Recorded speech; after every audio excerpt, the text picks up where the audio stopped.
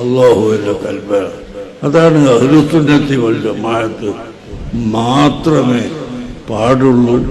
അല്ലാത്ത ആളുകളെല്ലാം അല്ലാഹു തആല നരകത്തിൽ കടത്തി കരിക്കും എന്ന് അല്ലാഹു പ്രത്യേകമായി പറഞ്ഞിട്ടുള്ളത്. ചെറുപ്പക്കാരായ കുട്ടികൾ, യുവാക്കൾ പ്രത്യേകിച്ച് ശ്രദ്ധിച്ചോളൂ. നിങ്ങളെ കൊണ്ടുപോയി പുത്തൻ വർത്താനക്കാർ ഈ അബദ്ധത്തിൽ ചാടിക്കും. അവർ കുഫിയത്തിലേക്ക് നിങ്ങളെ കൊണ്ടുപോകും.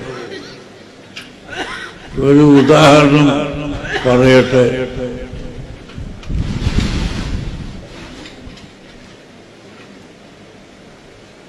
ചില ആളുകൾക്ക് അങ്ങനെ തോന്നല്ല.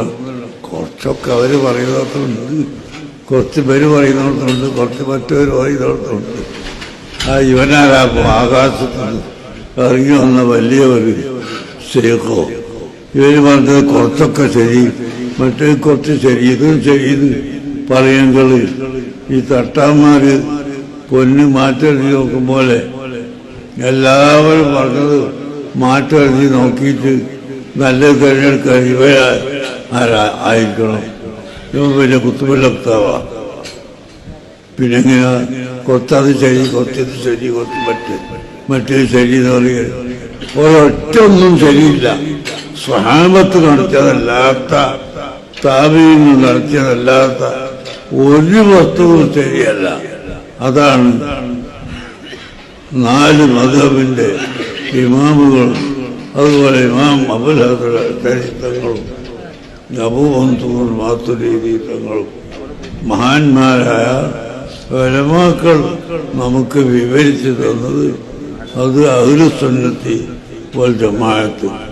അല്ലാത്ത മറ്റൊന്നും ഒരു വഴിയും സ്വഹാബത്തിന്റെ വഴിയല്ല, താബീങ്ങളുടെ വഴിയല്ല, സാലിഹീങ്ങളുടെ വഴിയല്ല. അവരുടെ വഴി മാത്രമാണ് ശരി. അല്ലാത്ത ഏത് വഴിക്ക് പോയാൽ അവൻ വഴിവെച്ചു പോകുമെന്ന് പരിശുദ്ധ ഖുർആൻ നമ്മളോട് പഠിപ്പിക്കുന്നു. അതുകൊണ്ട് എല്ലാ ചെറുപ്പക്കാരും അഹ്ലുസുന്നത്തി വൽ ജമാഅത്തിൽ അടിയുറച്ചു നിൽക്കണം. അഹ്ലുസുന്നത്തി വൽ ജമാഅത്ത് എന്ന് പറഞ്ഞാൽ